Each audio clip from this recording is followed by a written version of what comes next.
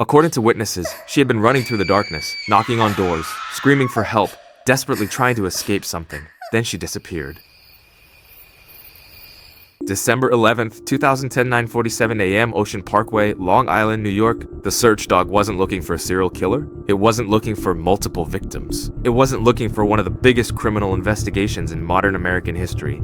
It was looking for one missing woman. 24-year-old Shannon Gilbert had vanished months earlier after a terrifying night in the nearby community of Oak Beach. According to witnesses, she had been running through the darkness, knocking on doors, screaming for help, desperately trying to escape something. Then she disappeared. When police began searching the brush along Ocean Parkway, they expected to find answers about Shannon Gilbert. Instead, they found a body, then another, then another. Within days, investigators realized they had stumbled into something far bigger than a missing person case. Hidden along a lonely stretch of shoreline were the remains of multiple victims. Some had been wrapped in burlap. Some had been carefully placed. None of it appeared random. Whoever was responsible knew this area well. They understood the terrain. They understood how isolated the location was. Most importantly, they understood how long it could take for someone to discover the truth. The media quickly gave the unknown killer a name, the Gilgo Beach Killer. Over the following months, investigators uncovered more remains along Ocean Parkway and nearby locations. What began as a search for one woman had become one of the most disturbing serial homicide investigations in the United States. Among the victims were Melissa Barthelemy, Megan Waterman, Lynn Costello, and Maureen Brainard-Barnes. To investigators, they were critical pieces of a growing case. To their families, they were daughters, sisters, mothers, and friends. For years, those families felt like nobody was listening. Many of the victims had advertised escort services online through websites like Craigslist. Because of that reality, relatives would later argue that the women were not treated with the urgency they deserved when they first disappeared. While families searched for answers, the killer remained free, living somewhere, working somewhere, watching the investigation unfold from a distance. Then investigators discovered a clue that would haunt the case for years. After Melissa Barthelemy disappeared, someone used her cell phone to make a series of calls to her younger sister. The caller sounded calm, confident, cruel. Investigators believed the voice almost certainly belonged to the killer. Then they traced the locations of those calls. Midtown Manhattan, near Times Square, one of the busiest places in America. Millions of people walk those streets every year. Tourists, business executives, office workers, commuters. Somewhere inside that endless crowd, investigators believed a serial killer was hiding in plain sight. It was a massive clue, yet it led nowhere. Years passed. The investigation stalled. Public attention faded.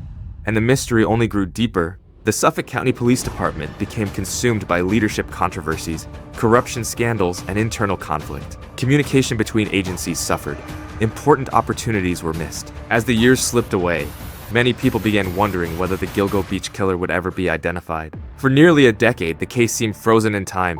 But behind the scenes, technology was changing everything. In the early 2020s, investigators reopened the case using forensic tools that didn't exist when the bodies were first discovered. Evidence was re-examined. Hair samples were tested again. Cell phone records were reviewed. Burlap fibers were analyzed. Every piece of evidence was treated as if the investigation had started from day one. Then came the breakthrough. Using advanced forensic genealogy, investigators developed a DNA profile connected to evidence recovered from the crime scenes. For the first time in years, investigators believed they were moving toward a real suspect instead of another dead end. Family trees were constructed. Relatives were identified. Potential suspects were eliminated. Slowly, methodically, investigators narrowed the field. Eventually, the search pointed toward one man, a man living on Long Island, a man with a family, a man with a successful career, a man who appeared completely ordinary. His name was Heuermann. For more than a decade, investigators had searched for a monster. Instead, they found an architect from Long Island who worked in Midtown Manhattan, the exact area investigators had linked to the taunting phone calls made to Melissa Barthelemy's family more than a decade earlier. Suddenly, a clue that had sat dormant for years came roaring back to life, but investigators needed more than suspicion. They needed proof. For months, detectives quietly watched Heuermann. They tracked movements, reviewed records, analyzed digital evidence, and built timelines. Every new piece of information strengthened their case. Still, they waited, because after 13 years, they could not afford to be wrong. Then came the evidence investigators had been searching for. DNA, items discarded by Heuermann were collected and analyzed. According to investigators, the results connected him to evidence recovered during the Gilgo Beach investigation. After more than a decade of dead ends, the mystery was finally beginning to crack. On July 13, 2023, Rex Heuermann left his office in Midtown Manhattan and stepped onto a city street. Moments later, detectives moved in. He was arrested. The news sent shockwaves across the country.